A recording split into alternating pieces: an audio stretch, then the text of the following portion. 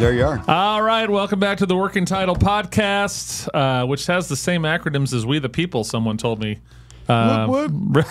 recently. My name is Christopher D. Simone. This is Clinton W. Peak, S. Peak, from infamous from Copper Creek Cookies, and, of course, Live the Dream Media. Clinton, are you sharing? Is that I what was you're going doing? to share, but I don't see the new feed shareable. That's okay. I see David still popping up. We'll figure it out. I can post a picture of you and I from a couple of weeks ago. We'll do that. figure it just out. Yes, we will. How are you doing, sir? I'm good. It's a good day. Good day in the neighborhood. I thought about you just briefly. I was in Phoenix on Friday night, and I was dropping some of my crew off for a concert at the Footprint Center where the Suns play. Mm-hmm. But there was this weird thing going on. The Diamondbacks versus the Dodgers. And I said, what game? Is that cricket? I did notice the amount of Dodger fans. For every one Diamondback jersey I saw walking around, there was 40 Dodger. Two points there. The Diamondbacks lost 3 out of 4. They scored 35 runs in that 4-game series and still dropped 3 out of 4. Yeah, I was looking. Not good for the Diamondbacks. I only looked at the score because I wanted to know that the game was over when I was picking up the crew from the concert. 10-8. 10-9. 10-9 on Friday night. So pitcher's duel. Yeah. As we like to say. And the other factor is a lot of fights in the stands. Nice. Lots of fights in the stands. Now I would go to baseball games. Which, it's turned into the European soccer. This is where MLB's screwing up. They need to cut a deal with WWE. Yeah. Right? Where there's a ring in the outfield, and while it's boring during the baseball game, guys are beating the hell out of each other. Well, you want that? Go to a Dodgers game. No, I'm serious. Dodgers game and Chavez Ravine, the other Thunderdome, and wherever they're at on the road. Okay. I mean, it's you're saying the Dodgers inspire violence? Well, their fans are violent. How about that? Okay. I don't know that the Dodgers do. All right.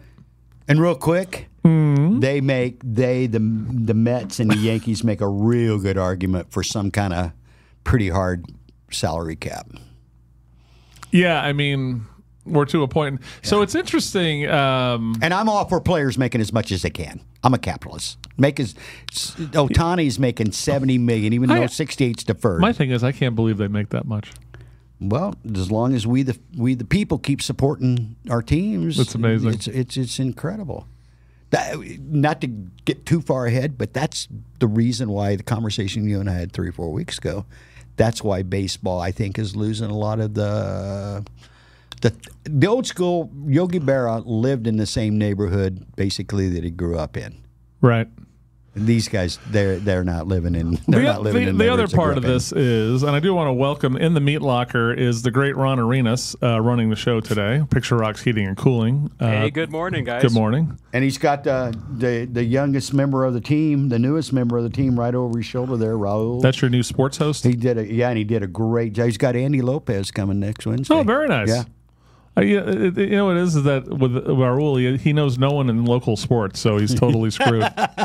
So it's fine. Knows no one. Zero. He got shut out.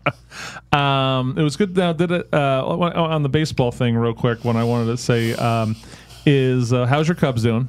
Yeah. They're not going to make it? We were doing great. We were doing, well, no, we're probably not going to. The odds are like 6%. So all right. We were on a roll. We got back in. So the Diamondbacks also blew their shot here? Diamondbacks are going to finish in the wild card. They'll be in. Are they still doing the 1-game wild card? No. It's now a 3-game. Okay. And it's the 1 and 2. There's 6 teams in now. I'm not sure how I feel about that. It is amazing for a team that could make the playoffs twice, and they had in a row, and they had a hell of a run getting to the NLCS last year, right? They didn't go to the World Series, right? Yeah, they were in the World Series. Yeah, that's right. I was setting a game 5. Right. So they went to the Rangers. Shows you how much I'm into this crap. They went to the World Series, but still, the visiting fan is the dominant force. Yeah. The visiting team in the section I was in, it was all Ranger fans. Yep. And it was actually kind of cool for them because I'm a Cub fan. I'm not rooting against the Diamondbacks. Let's get that straight. But I'm a Cub fan first. Yeah. And the Rangers had never won, and I could get into. I won't. But there were some really cool stories that played out around us. My sister hooked me up with some great seats. Well, look at her. Yeah. Before we get on to the agenda today, a favorite Cub of all time. I've never asked you this question. Ernie Banks, obviously, but I was a big fan of, still am, Ryan Sandberg. All right. Ernie Banks is Mr. Cubs, so. I always loved Mookie Wilson for the New York Mets. Yeah. Well, I love Mookie. And Mookie handed you some plastic one time, It's true. if I recall. Got a trophy. D-Train from the Mook. I'm there. One of my highlights as a child. Yeah. All right, let's start with role models today. We haven't had this discussion. We all have that discussion. If you want to comment on anything that you're watching this the working title on, tell us who is your role model. Can I defer to you because I've got mine? I can lay them out real easy. Well, go. Who, well, my mother and father. Of course. I mean, they were literally, and then. Let's start with mother and father for a second, because I thought about this question before I put it down as we should talk about it today. Which one of your parents do you emulate more, or you seem like more? I look like my dad, but I think my personality is definitely more my mother's. Okay, for sure.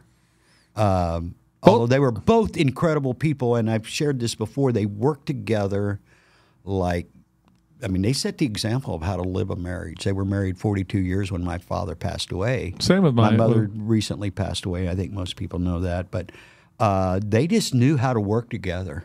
Well, that was my parents. Kind of cool to watch them. In hindsight, how that played out. So, without a doubt, my mother and father were my number one role models. My stepfather, George Schulte, was also an incredible role model. I've been blessed with, I think I've mentioned this before. So with my parents, they were both great parents, but my brother emulates my mother more, but I'm more like my dad. I don't know if it's because we were both babies of the family in a way. So he was a very gregarious guy. He was the guy who had this, he was always hosting people at the house, whether it was little social gatherings or big, and that's been a big part of my wife's and I've, we have that, especially when the weather cools off. Everyone hides in the summer, but once September rolls around, every 5 to 6 weeks, something's going down at the DeSimone household. Right.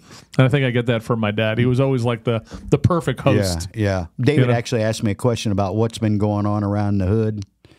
Which you hood? just here, self-proclaimed mayor of Sun Creek Plaza. Wow. Retired. It's a job that didn't pay or compensate me in any way, but there's just not much goes on. And I thought he was steering me somewhere, but there's just not much goes on in Arizona in the summertime. Southern Arizona. I was just talking to 2 restaurant owners this morning, and they were talking about, I said, well, how was, summer? And they're saying that this summer was really bad.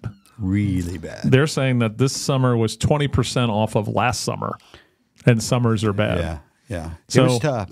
It was hot. I don't know if it was exceptionally hot. It's just hot from June to, mid-October. So, who's a role model that you were not related to? Zig Ziglar. Zig. I had the opportunity to meet him. Right. Which was cool. He drove a truck? I listened to him a lot in the truck. His handle was Zigzag. I just want to let you know. Zig. I actually met him at Casas Adobes Baptist Church back in March of 2003. Holy cow. Got to spend a little time with him, one-on-one. And so was he doing a faith influence thing? Or just... No, he was doing the See You at the Top. Okay. Which a dear friend of mine who's passed on, his name was Warren Veach, turned me on to Zig Ziglar way back. Explain to the rookies out there who Zig Ziglar is, because some people, I know who he is, but maybe people who Zig Ziglar. Are younger than us. Yeah, he was, and meeting him was like, I've said this before. This is podcast, and this is the young hip people who are watching. It was kind of like, for me, meeting like a legendary rock star or something. I won't throw names out, but let's say Mick Jagger. So meeting Zig meant that much to me. He wrote a book called See You at the Top, and I've heard it reviewed as, well, this is simplistic and all that. But you know what? That's what life is at its core. It's really simplistic. And he talked about values, and he talked about hard work, and he talked about honesty, and he talked about, when you read it, it's like, well, yeah, of course I should do that. But do we? Right. So he was, I hate to use the word motivational speaker, and here's why. Well, there is a connotation, right? There's a negative. That you pay $30 to go to the local airport Hilton, and some jackass feeds you platitudes. And you know what? So many of these, I won't name any names. I wouldn't reference them because it's neither good nor bad. But Zig Ziglar was 40 years old broke and in debt when he became the Zig Ziglar we knew. And I've heard him tell these stories numerous times about, I'd get up early in the morning and I'd drive, 3 hours to get somewhere to speak to 3 people, and then I'd drive home because I didn't have enough money to stay in a hotel room. Right. And he talks about that. And one lady, a story that it just resonates with me even now, he said, he was talking to this lady and she said, Mr. Ziegler, you charge a pretty nice little fee for all those speeches you made. Sure. And he said that. And he said, and then she's grinning wide enough she could have eaten a banana sideways. Wow. Yeah. I haven't heard that one in a while. He said, yeah, I do.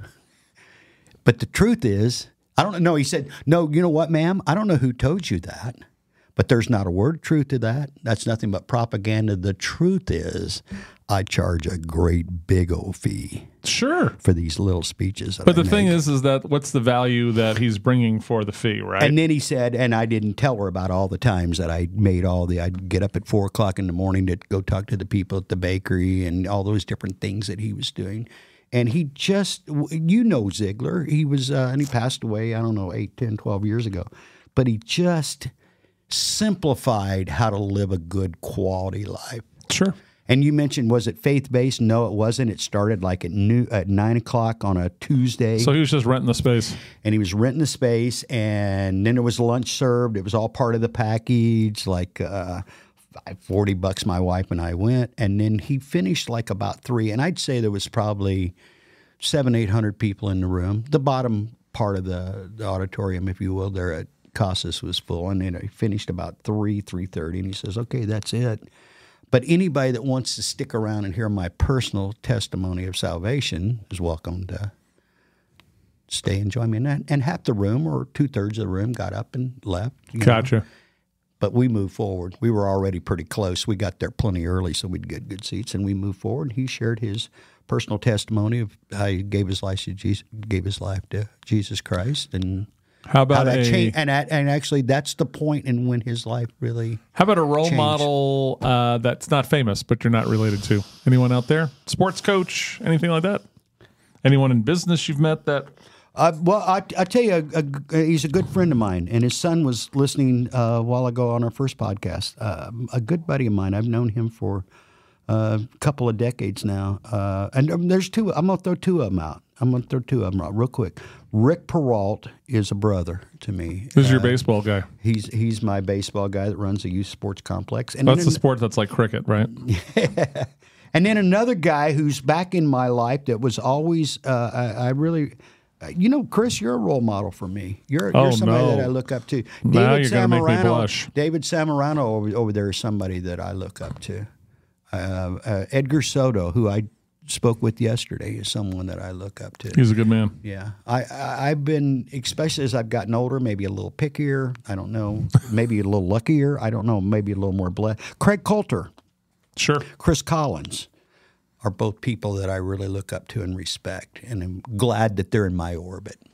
And I think you probably know all those people with the exception of Rick Peralt, and you probably feel like you know him even though you don't. Do you know Anton Chisholm? That's what Anton Chisholm is another person that I have a great deal of respect for.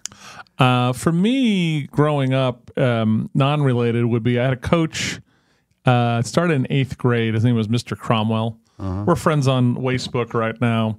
And he was that guy who showed me the balance of a good coach in relation to we demand excellence, right? We demand a behavior of punctuality and how to be I don't say a professional, but how to be just doing the right thing. But he also was not the yelling psycho, right? He wasn't there to impose his will on you just to make himself feel good, because we've all had that kind of coach in our life.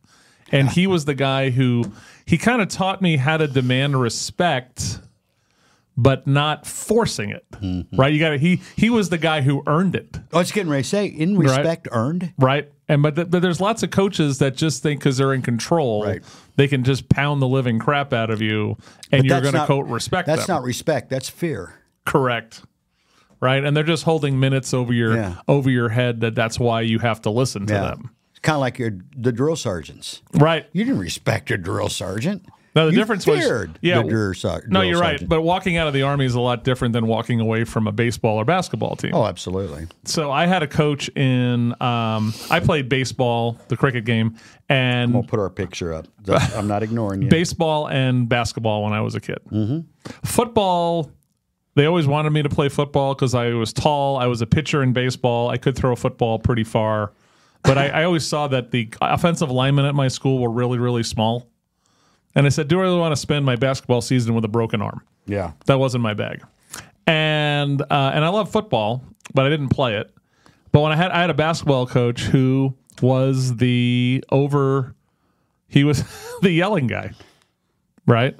And he would change everything we did based on what he saw in a college basketball game the night before. And we're going to switch it, right? Now, what happened was I was talented enough of a basketball player to play basketball varsity starting in freshman year. I was Did you have your height?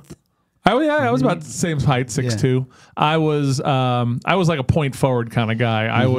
I was the guy that would get you about 14 points, over 10 boards, and possibly 6 to 8 assists a night. I was a pretty good passer of the ball.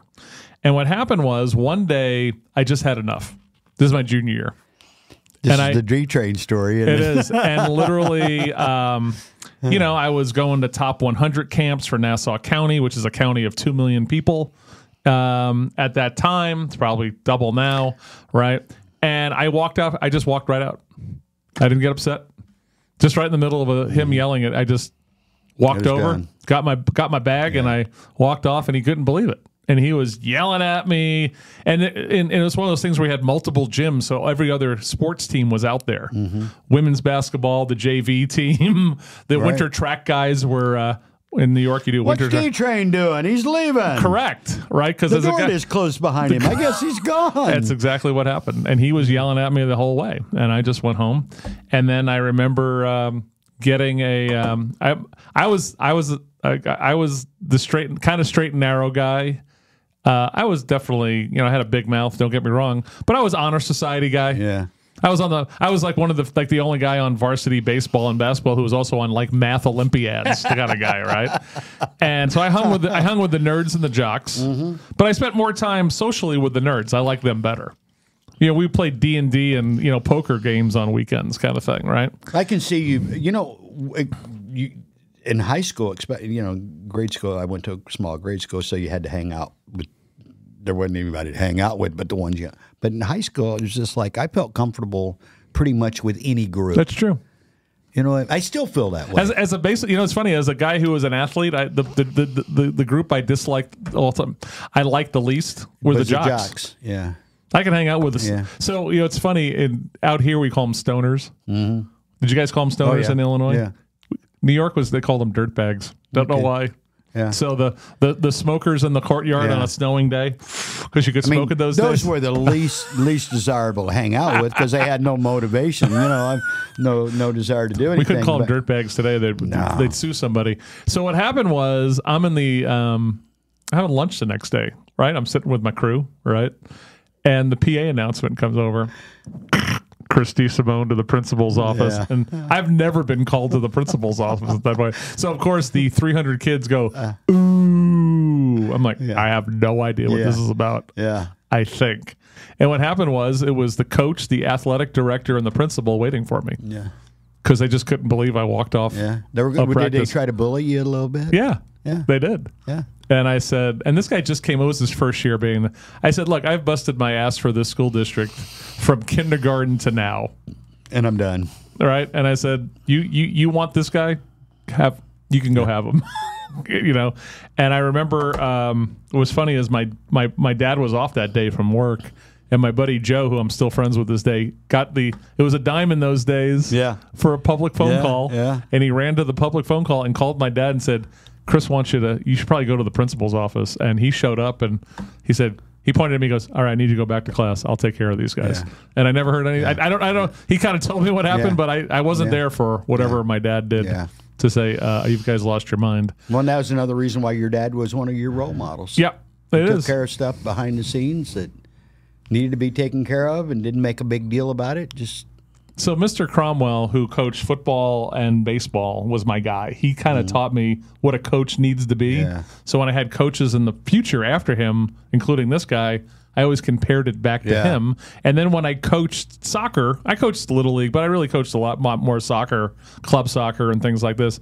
That he was always in the back of my head of how to be a proper coach, right? Earning it, right? Discipline, but not being a psycho. I've learned a lot from the Dog Whisperer. It's about energy. Yeah. Right? You don't have to yell. You just do your thing. You know, you just mentioned when you're talking coaches, and I had 3 of them, and 2 of them are no longer with us. One still is. He lives up in Phoenix and from the Midwest, and he played with Dick Butkus in college. His name is Les Doc Fuqua, football coach at Mount Vernon High School. Great guy. The other 2, they passed on. Great coaches. One was a baseball. One was our basketball coach. One was Ed Skelton, and the other one was Herb Wicks. And they were just great names. They were gentlemen. Love it. They were gentlemen more than they were great coaches. Although they cared about their kids. Yeah. And they cared about all of them, not just the ones that got to play a bunch but they literally cared about all their kids. The guy who in my business life, who was would be my mentor, and it's someone that our friend Edgar knows, is Tom. His name's now Tom Tracy. And Tom had a company called the Lodging Company, and I had a hotel restaurant degree. And somehow he met my mom through something, and she's like, "Oh, my son," and he was running a management company for hotels. I knew him at that time. Yeah, but at that time he was running all of Bert Lopez's hotels. Are we talking late 80s? It's later than that. This is 98. Not late 80s. What am I talking about? So this is like 98 to 2005. Yeah, that's so we did a couple of different projects together, and he was like the ultimate management consultant guy. Yeah. And so as I started developing, when we the last project we did together, he went off and I went off to do my own consulting company. So Tom was kind of my role model on how to do that business, so I was, we always talk about like your contract as a consultant. I did the same thing he did, right? Yeah. 1 page, very simple. There's a 30-day mutual go to hell clause. Right. Every contract I've ever written has that in there. Just 30 days. Give each other a notice. Yep. No reason needed. Either one can cancel this at any moment. Give Correct. me 30 days. Yep. And I learned. I remember one day when we broke up with one of the, and I always remembered he had whatever office he was in at the 2 projects we had.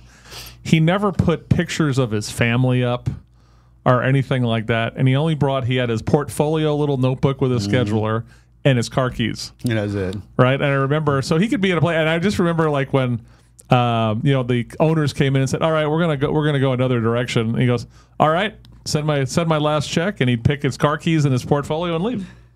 Right. I love it. Which is, there's that, they talk about in baseball managers, sometimes you're hired to be fired. Because, what's your average term of being a baseball manager, right? And so it's the idea that you're going to maximize and do the best you can for the client, right? But don't get cozy. Yeah. Don't get cozy. Yeah. Especially if you work for Steinbrenner back in the day, and your name's Billy Martin. So I think he was a good role model for me. Radio wise, it's funny doing a radio show. Wake Up Tucson, 6 to 9 every morning. KVOI. KVOI, thank you, at KVOI.com if you like to strip it or on the stream it or on the TuneIn app. But what I was going to say, radio-wise, so I have interesting role models, okay? So one would be Howard Stern, okay? Not the lasciviousness of Howard, but the openness and dead ball honesty of the show is what I liked about Howard. Yeah. The other one I'm going to go back to, I'm going to go way deep on you. Jack Benny. Oh, I'm going to tell you why Jack Benny show. Now, this guy was in the late 30s through the early 50s, had a TV show after that. Broke the fourth wall all the time. Oh, yeah. Yeah. Right. I love that. And we do it all the time. And that got me in, not in hot water, but with my old producer, my original producer, Ed Alexander, who's basically a Hall of Fame DJ guy. He's like the pros pro. Right. I would mention things behind the glass that were going on wrong on the air. And he sent me an email. He goes, "Hey guys, we don't mention that on the air." I said, "Well, we do." I came in the next morning. I go, two things. If we're going to be honest about what's going on in the world, going to be honest about what goes on here. I said, and don't ever send me an email. Yeah. Just talk to me. Yeah. Right. But believe it or not, and Howard broke the fourth wall all the time too. Right. I like the idea of the dead honesty of breaking the fourth wall, because I think it actually brings the connection to the audience. You're human. That's why we do what Humility, we do. right? The cameras and the flaws and the whole thing. It's part. Hey, slick is fine. But it's not me, right? I think I mentioned this. You got to find it on the History Channel, produced by Derek Jeter, The Shock Jocks. And it's a new one, and it's Howard Stern, Rush Limbaugh, and it's only like 45 minutes. I wish it was an hour and 45 minutes, but all the stuff you just talked about, we try to, especially as we expand into radio and all this. Yeah. I aspire to not. They're their own personalities. Nobody here's trying to be Rush or Howard. Of the political, but Rush is always going to be there, right? But the guy that I really like, he's on our station to this day, is Dennis Prager. And the reason I like Dennis, he just brings good meat. Yep. Right? And when people say, well, what should I talk about on your show? Yeah. Right? I always say, our job is to bring an honest presentation of good meat in an entertaining manner. Yep. So today I had these nice ladies on from the Presidio Museum downtown, right? Which is like that little mini, Colonial Williamsburg of Tucson, right? We got talking about quince, right? The quince tree, and membrillo is what they say in Spanish, right? We started taking calls about freaking quince on the show. It just organically went that way, but it was just fun, and we were laughing for 15 minutes about quince margaritas and crazy stuff like that. And Chris, just got to be honest about it. Isn't that part of what you do?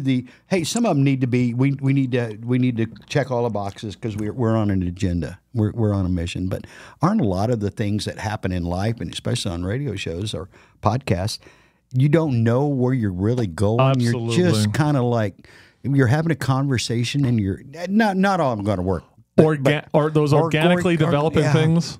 That's where the magic is. Get deep. Yeah, that's where I love that word. Or there's not the magic of live radio or TV. Or things just happen, right? It's a perfect example.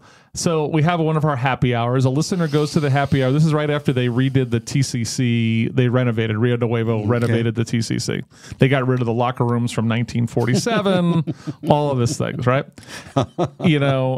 Stan Mikita played in it or whatever, right? Yeah. So what happened was that one of the listeners went to an Ice Cats game after they redid this, but they forgot to put up any American flags. So what they had this little crappy flat screen television on the wall with a bad digitized flag, the flag waving, right? And that was what was playing during the national anthem. So we just said, my co-host Joe said, let's do a flagathon right now on the air. Yeah. So he goes to flagstuff.com. It's real, flagstuff.com, and a 20 by 30 flag was $600. Okay. And so we said, all right. And we drove Ed crazy, again, our producer. Yeah. Ed, people are going to call up. You're going to take their name and phone number and pledge. And they had to mail in their pledge. Ed had to give them the address. So what happened was, in the first hour, we're just taking calls. Yeah. Right? Yeah. Because of the flag, right? Yeah. $800 in the first hour. Yeah. Right? And we're like, oh, God. And so we go, let's do an Arizona one. Yeah. Another $800, right? So before it was all over, we raised on the air we did $3,300. That's crazy. $3,800 was mailed in. That's awesome. Right? So if you go to the TCC, there is a plaque on the wall that says donated by KVOI listeners. I love it. But that's organic radio. See, and that's organic right now that we're even talking about this. Correct. You didn't come in with that story in your pocket. Nope. But that's anything you're doing. Yeah. Radio, I don't care what it is. Those cool ideas of inspiration. Yeah. That happen organically. Ron and I were talking a little bit offline a while ago when we were just talking, and it's such good. It's so cool to see him back there and to see Raul back there. But we were talking about, and we just, I don't know if I've ever told you, you know what? I only have 4 skills in my life, and I don't know if I'm very good at those. But the number one that I mentioned to Ron was I'm a pretty good communicator. Yep. Right? That's where we solve our problems. So there's by talking to each other and give me your 4 skills. What do you think your 4 skills? I got one that I think you're missing, but go. I'm a pretty good talker, gift of gab, whatever you want to call it. Got it. I'm a great driver. If everybody drove as well as I did, we'd never have collisions. Well, that's why you're hard drive. I understand. That's right. I understand finance. I know decimal points and dollar signs. Important. And I realize or can see skill, talent, or value in people that maybe they can't see in themselves. And that's a later skill that I've got. So the one thing that's missing, it's a trait about you, and that goes hand in hand. And by the way, can I interrupt you real quick? Yes. That's it. There's a trait about you that makes other things I suck at. There's something about your communication that you're missing. What is that? Fearless. Yeah. Well, I did actually say, Ron can vouch for that. I did say, oh, by the way. Look, Ron's not going to cover for your ass every time you got a story. You know what I said? Here's my wife's description of me. Okay? Right. Because there's 10,000 things I'm really lousy at. She says, Clint, you're like the guy with a machete, and you're just out there going places no one else would go, and you're chopping, and you're cleaning, and you're moving. But you're leaving a mess behind you that someone, her, David, Ron, somebody has to pick up to make it work. But the reason I want to get back to fearless is the idea that you can have all the communication in the world. Yeah. Right? But if you don't have, if you're being reluctant to share. Yeah. Right? That's true. Or express your opinion or your take on something, then the communication's okay, but you're maximizing it because you can just talk. I'm the same way. Right, I can just talk. Isn't that weird? And you've always been that way, haven't you, Chris? From a little child, I can see myself in my mind's eye at 3 years old talking to strangers in the store or the neighbors across the street. So we're Italian. Everyone's talking a zillion miles. And using their hands too. Very social, very social. The thing that happened, my dad owned this business in Brooklyn called A&J Food Wholesalers that I started working at as a kid. So what happened was we'd be putting together orders for companies coming in, and I had to deal with clients that I was either working with my brother or my dad, but working with these clients at like age 8. Yeah. Yeah. Right. And so I'm in the middle of a warehouse in Brooklyn, New York, talking to some guy who owns a bodega in Queens who's buying stuff that he puts on the shelves of his bodega to make a living. That's probably where I got sharpened up my fearless communication skills. My parents said I started talking at 9 months old, and I'm like, "Are you sure it was that late?" Yeah, I'm with you. You know, it's just something we do. But to me, it's a gift. Or a curse. I don't know. You choose. But I think because my brother, who's a year and a half younger than me, Mom said he didn't talk, bless his heart, Tim, even now. But she said he didn't talk to. He was 2 or 3 years old. He didn't have to because I was always explaining what we needed. Right. Tim and I want to do X, or we'd like this, or we're hungry, or whatever. She said. So Tim would just stand there and nod. You know, I know a kid right now. He's almost 2 years old. Sweet kid out there, not a problem in the world. I've never heard him really say a word. Did the parents give him an iPad to? No, struggle to entertain him. No, because that's he's pulling and tugging, and he's just a goer. I love it.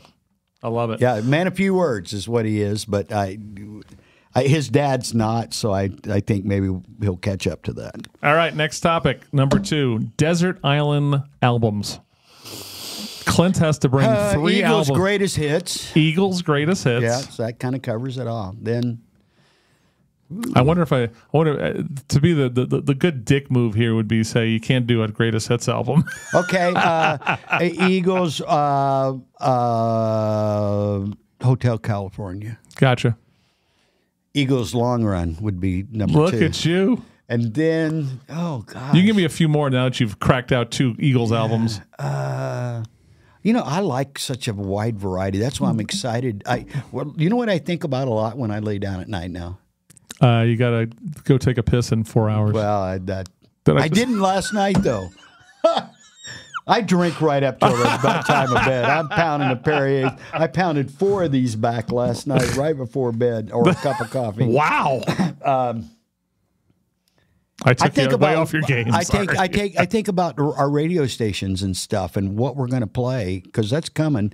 David's still right now trying to get these apps built, and Google is cooperating. I think Radio.co is cooperating. Apple, they play a different game. They're Apple. But I want to play stuff, especially when I play music that you don't hear every day.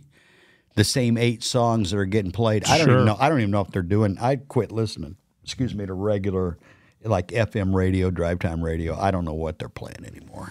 Well, for me, music wise, I just love so much stuff, though. I mean, Frank Sinatra to Bruce Springsteen to Fleetwood Mac to Merle Haggard. I understand, but back on albums. Any other albums you can think of? REO Speedwagon can't tune a piano, but you can't tune a fish, but you can tune a piano. Wow. That was a unexpected Clint steer right there. Yeah, it's got 157 Riverside Avenue on it, which should be if I was president for a day, that'd be our new national anthem in addition to Star Spangled Banner. 157 Riverside Avenue. And it's Gary Riffraff, who's leftist, who's just one of the greatest guitar solos that you have ever heard in your life. And 157 was either a recording studio or a practice where they rehearsed and practiced in Champaign, Illinois, I believe.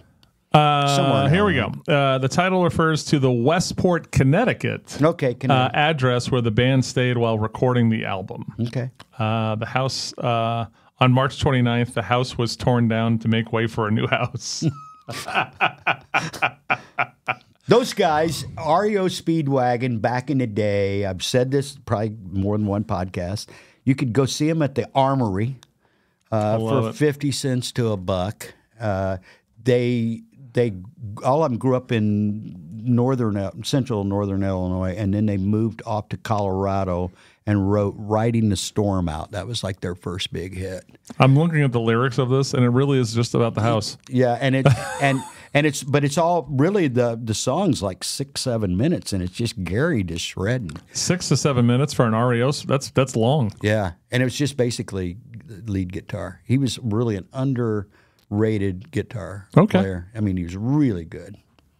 Well, they got, what happened was you had the success in the early 80s, and those records. More like late 70s. I think. Keep on loving have you ever heard that one in the reggae version? No. It's actually pretty good. It's actually a really good. Not by REO Speedwagon. No, it's. I don't think it is. My wife loves that. She's got it on one of her playlists. What year is Keep On Loving You? That's what I want to say. 80. Yeah. 80. Yeah. Because Riding the Storm Out's probably about 1974, 75. And that was for what a great name for an album, High Infidelity. Yeah. That's another good one. That's another really good album. All right, so they were hot. They were hot from the mid 70s. So the two Eagles plus that REO Speedwagon. Yeah. What would your 3 be? I know it's probably some Yes in there. Well, there'll be a Yes album. So, for Yes, if I was going to pick one, it would be called Going for the One. It's one that it doesn't have any singles on it, but it's my favorite. It's got my favorite song is called Awaken. It's on there. And this is 17-minute song. Yeah. Right? Yeah. Then I would pick Miles Davis, A Kind of Blue. It's, as we like to say, A Kind of Blue is, so some people play too many notes. Sometimes there's not enough notes. It's the just right amount of notes. Just enough. Right? There's not too many notes because everyone's, you think jazz, virtuistic and they're going crazy, right? It's just, there's no better album that has the perfect amount of note. They knew where to stop. Right. Right? And there's something to that. Right now, there's untalented people that try to pad the bra a little bit, as we like to say, and then there's people who are amazingly virtuistic who play too many notes, right? And after a while, it's musical masturbation, right? Right. That album, is just That's a good album. right there. That's a real good album. And the What year is that? That's probably early 60s. Yeah. Like 60, 61, somewhere in there. I was thinking maybe a little earlier, but I'll defer to you. You're Let's look you're a musical a guru. kind of blue. Miles Davis. 60. Let's give or see. take. Let me see if I was right here. 1959. Yeah. Yep. August 17th of 59 yeah. on Columbia. Standards wise, there's two. There's Frank Sinatra, Come Fly With Me. That's a great. Love that album. Yeah. Love the variety on it. Sleeper on that's called On the Road to Mandalay. It is the greatest swinging Sinatra Yep. song you've never heard, most of you. Nat King Cole, I have a soft spot for him. Stardust album Yeah. is totally Yeah. amazing. Every song on that. Me and Mrs. D song is When I Fall in Love by Nat King Cole's on that album. But his Stardust possibly is one of the greatest American recordings of the 20th century. The arrangement's perfect. He's always great. Willie Nelson's got an album called Stardust too. That's really good. Yep, And that was his. And I'll tell you another one, a great album. Willie Nelson is Red-Headed Stranger. Sure. That's a great album.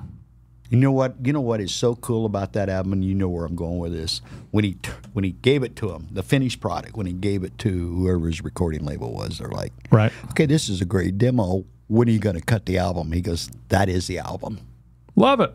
because it was again stripped down, Correct. real stripped down, and actually that was the beginning of the legendary Willie Nelson as we know it. 'Cause That's when remember, it really happened. So for him. he was always been an amazing songwriter. Mm-hmm. And that's how wrote some incredible hits in the early '60s for other people. Correct. So if you watch, did you watch the Ken Burns Country Music? Oh, I did, yeah. Which is, I think, one of his best ones he's ever I done. think it's the best one. Well, baseball. Okay, we'll exclude baseball. Let it go. You two go But get that, a room. but that one is that's a great piece right there. But they talk about Willie's songwriting Yeah. and chops leading up to before he Yeah. ever became the Red-Headed Stranger. Patsy Cline, Crazy. Yep. That's a Willie. Yeah, it's Willie. Ray Price. He wrote for Ray Price, and he also wrote for what's that guy's name? I can't believe I've forgotten his name. But he was going to sell him.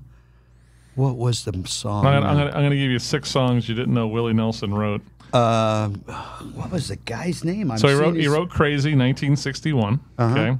He wrote Pretty Paper by Roy Orbison, the Roy Christmas Orbison, song. yeah. Right.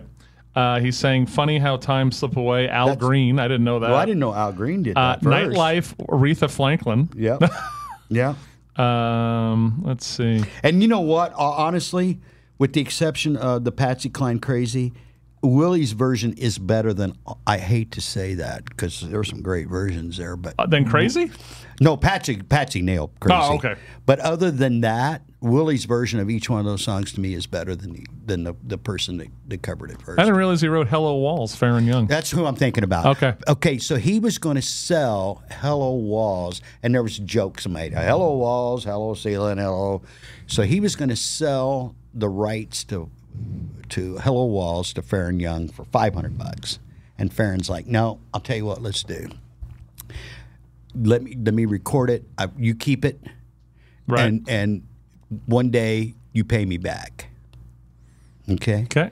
So flash forward 20 years. Now Willie's a success, and he shows up at Farron Young's house with a trailer, and he offloads a steer that's worth $50,000-$60,000 and says, "Okay, there's the payback for the $500 you loaned me." That's amazing. That's a cool story.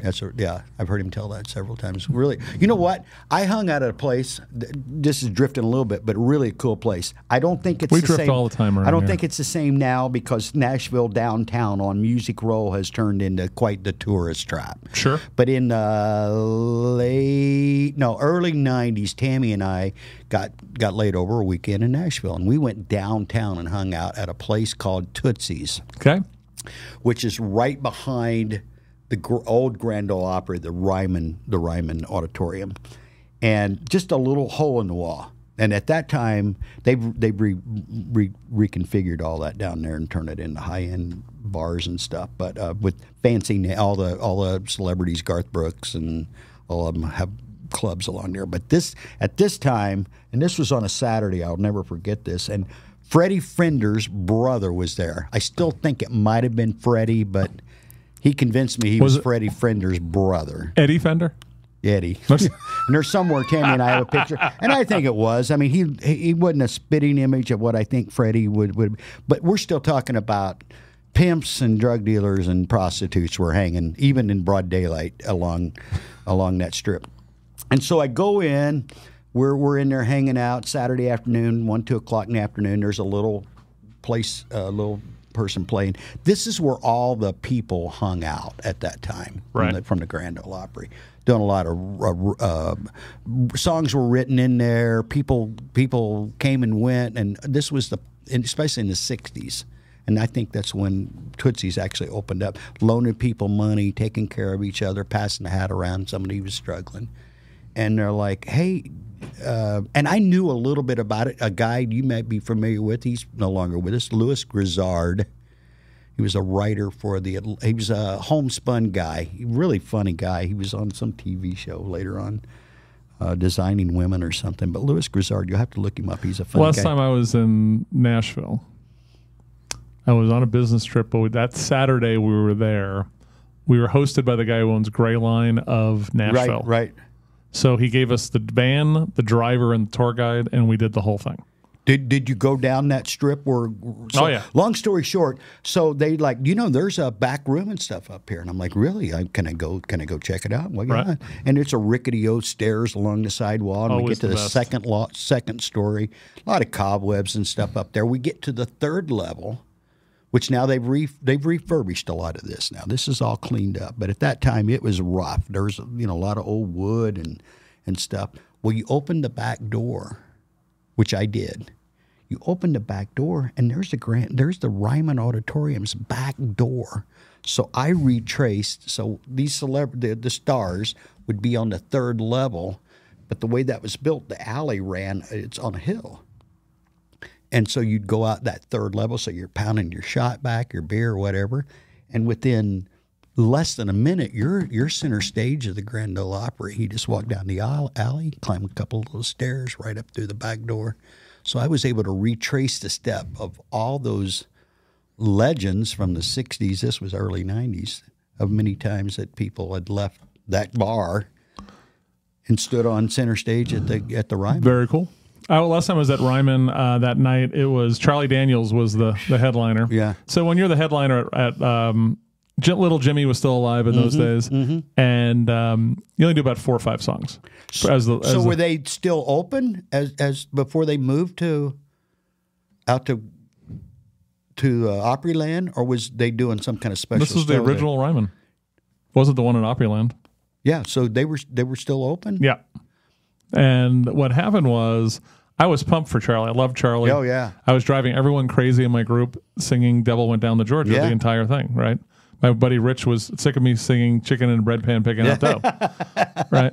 And so what happened was, Charlie gets up and I'm screaming, "Devil Went Down to Georgia." You can hear me possibly on the recording. There's a guy going, "Devil went down to Georgia." Right. That's me. That's Chris. And then when he did the last song was "The Legend of the Monster of Woolly Swamp" or whatever. Yeah. I'm like, no, Charlie screwed me. Yeah. Right. So that's funny. I was listening to Charlie the other night. I listened to a lot of his own One stuff. of my favorite. One of my I interviewed Charlie a few months before he passed away on Wake Up, and he was great. And one of the things that we had a great connection with is my brother, New York, Italian American, both sides, he was in the Charlie Daniels early. Yeah, long-haired country boy. Oh yeah. And what happened was, I asked him, okay, my brother had 3 of your albums, from 79 through 80, whatever. Yeah. Why is an Italian American? He goes, we were huge in New York. Oh yeah. And whatever was going on in the world, the Northeast loved Charlie Daniels. He goes, where'd you live near? I go, well, Nassau Coliseum. And he goes, we sold that out all the time in the 80s. Isn't that crazy? And it just, for some reason, it connected with the Long Islanders. He stayed at a hotel I worked at. I didn't really hang out with him, but the band was there, and we saw, hey, Charlie. One of my favorite, and this kind of got me going down that road with Charlie the other night, was Trudy Remember Trudy? Call up Trudy on the telephone. Oh, yeah. Send her a letter in the mail. Love Charlie. Yeah. All right, it's time for the part that Here we Clint go. can't stand. Yeah. How we doing? It's the trashiest quiz I real can quick, find. I got one trivia question for you that I knew I could put to memory. Yes, just one. sir. Thank you. Just one. That's all I'm going to ask. Remember, he said you. he's only good at 4 things. Yeah. So we use the term all the time. Everybody uses it. Everybody uses it pretty much every day. 11 o'clock, 12:30 o'clock, o'clock. What does the O in o'clock mean? It's not of? Well, you're close. It's not of the clock? That's it. Okay. It is of the clock dating back to the sundial. Love it. All right, let me hit you with a dad joke. I memorized that for just this occasion, and he nailed it. Of the clock is what it really Here's means. the bad dad joke for you. Tell him. He had a whole list of them this morning. Why is it so difficult to find the origami championships on a regular TV channel? No, I don't know. Where's the crickets at, Ron? It's all pay-per-view. That's actually pretty good. Zinger. That's actually pretty good. Dave's shaking his head. That's all I needed. Yeah. All right, here we go. What superhero Here we go. is Clint Peak? There we go. Well, if I'm not answering my texts late at night, I'm out helping Batman. What club which club did you want to lead in high school? AV, drama, 4-H, student council, speech and debate, art, or Model UN? Gosh. What club did you want to lead? AV, drama, 4-H, student council, You know, I'll speech. go AV. That's Yeah. You're in the AV club right now. Yeah, I am. That's kind of why I chose that. What's your biggest weakness? You don't. We only have 6 options, right? They give me 9. Too sensitive. This is so perfect, especially knowing your trucker handle. Yeah. You love too hard. Yeah. Hard lover. You need control. Yeah. You love attention. Yeah. You rely on others. You're too big picture. You overwork yourself. Your ego. You're too trusting. Which one? Too sensitive. Loving too hard. Yeah, I'm gonna do that one. Love too hard. Not true, but Poor Tammy. Pick a troubled Leonardo DiCaprio character that you want to save. Okay. Inception Leo, Departed Leo, Man in the Iron Mask Leo, Romeo and Juliet Leo, Titanic Leo, or Right. The Aviator Leo. that actually was one of the few movies there you mentioned that I really liked was Aviator. So I'll go. That was a good movie. I like Aviator. That was a good movie. I think my 2 favorite Leos are Aviator and Catch Me If You Can. Yeah. Oh yeah. Was that an option? No. Actually, those are without a doubt my 2 favorite Leos. When you have to type in response on the interwebs that you're laughing at something, what do you do? Do you do LOL, lowercase LOL, lots of LOLs, ha, 3 ha's, or lols? Or you don't laugh? I'd say I don't laugh. Tough crowd here. I don't think I've ever done an LOL. I have a couple of times. David has caught me, and I literally laughed out loud, but I write the whole thing out. So As your boss or teacher would describe you as flexible, passionate, determined, amicable, empathetic, a big dreamer, obsessed with work, diplomatic, or hilarious. big dreamer or passionate. What do you want to do? Passionate about big dreams. Son of a gun. I'm going to give you passionate. Okay. What kind of French fry do you like? Normal, truffle, waffle, shoestring, thick cut, sweet potato, curly, Shoestring. Okay. I'm not a big potato guy. Okay. And they need to be hot and no sog. I mean, like the one where the McDonald brother pulled out. Should be it. And the founder. Back to the founder. Yeah. Worst thing you've ever lied about. Being sick. That I never lied. Being sick. liking someone's clothes, grandma dying, fake listening, lying about seeing a movie, dating, waking up, being 5 minutes away, or liking someone's cooking.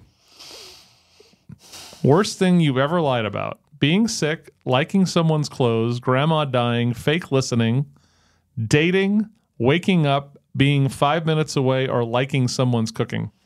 I don't know. This is what this does. BuzzFeed's making you look inside your soul. Yeah. You know, can I riff a little bit here? I remember one time asking my mother. We riff all the time. I said, hey, is it ever okay? And I was a grown man at this time. Yeah. 20s. I'm like, is it okay to ever really like just tell a white lie to protect someone's feelings? So maybe you can help me find a. Right. And I would like, say. She's like, no. She's like, no, you got to tell the truth all the time if you're going to respond. Like I tell my kids, a lot of times you don't even have to answer a question unless you're in a court of law, and even then you can plead the fifth. So you don't owe anybody an explanation. So the white lies one here would be liking clothes, someone's clothes, or they're cooking. They're cooking. Okay. And let me just real quick. And she gave me this example. Here's a great example. Babies when they're born. Yes. This was the example she gave. Most babies, my babies were the exception, but they're kind of funky looking, fair enough to say. So to say out loud to a new parent, hey, what a beautiful child, is kind of a white lie in your own mind. Right. But you could use the word precious because every baby ever born was precious. So I've used that philosophy since that time. So for the Dave, last 40 if he ever years. refers to us as precious, we know where we're at. Well, guess what she did with our firstborn? Oh my gosh, look how precious he is. We're like, whoa, whoa, whoa. That's code for he's not cute, Mom. Which sitcom would you fit best into? Okay. Seinfeld, Simpsons, Modern Family, Community, Parks and Rec, 30 Rock, Office, or Friends? Well, the last 7 you rattled off. I'm going to have to either go Simpsons or Seinfeld. Seinfeld. I'll go. Let me go. I'll go Simpsons. Okay. The last ones I'm aware of them, but I never watched any of those. Which one of these words does connect to you that you feel it's beautiful? It's a beautiful word. Okay. Live, penumbra. There's some I don't even know what they are. I don't know that one. Susurrus. That sounds like a disease. Ebullience. Yeah, no. Diaphanous. I'm going to go live. Let's just stop that crazy. Best cure for a hangover. Sleep, coffee, French fries, powering through, greasy breakfast foods, aspirin, fast food, pickles, or another drink. Fortunately, I have not had a hangover for 35 years. I remember the last hangover, and it's probably longer than that. I swore I'd never have another one again, but I'm going to go with greasy foods. Gotcha. I remember it clearly. I'm like, if I live to be 133 years old, I will never have another one of these again. Clint Peak, your superhero that you are. Drum roll. Storm from the X-Men. What do I know what our options were? I mean, that's her. Okay. I keep. She controls these weather. Chicks. Your picture is practically in the dictionary next to discipline.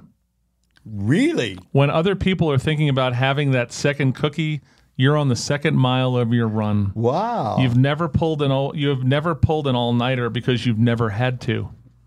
You're cool, calm, and in control because you know that if you weren't, you wouldn't just have 2 cookies, you'd have 200. Yeah, you go. Well, that's pretty close. So that you are Storm and Storm in the X-Men. Yeah, I love it. I love it. Another trashy quiz that I have dropped on poor Clinton today. Yeah, I love it.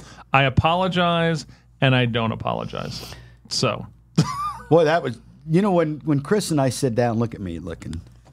These We're done. These hours fly by. People want to hurry up in due time. Come to a podcast with Chris DeSimone. Man, it goes fast. Time's like accelerates. Well, we enjoy talking to each other, and hopefully you guys are enjoying listening to us jabber. And tomorrow, let's do a shout out real quick to what we're doing tomorrow. We're going to lunch together, me, you, and Dave. We're going to the Highlands up in Marana. I may have to bring my wife along. You can bring Tammy. We love Tammy. Yeah. We're going to the Highlands. My buddy Brian Steiner is the executive chef up there. The food's amazing, and the pizza's amazing. Mm-hmm.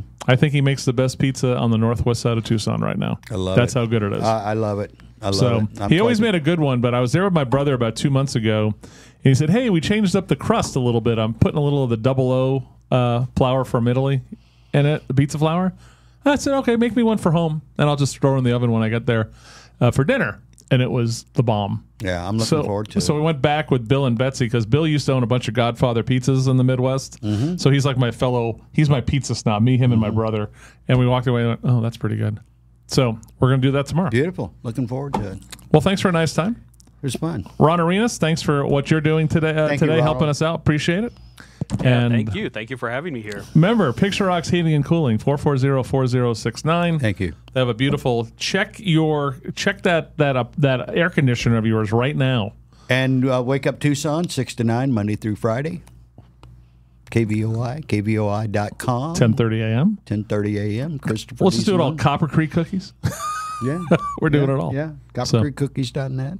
All right. Well, everyone, you have Live the dream, everybody. live the dream. Be nice to each go to other. hell. Be So- nice to each other just today. If nothing else, today, All right. September the 4th. Fourth. All right. Have a great day. Thank Love you, you. Chris. Love you, man. All right, everyone. Have a great day out there in broadcast land.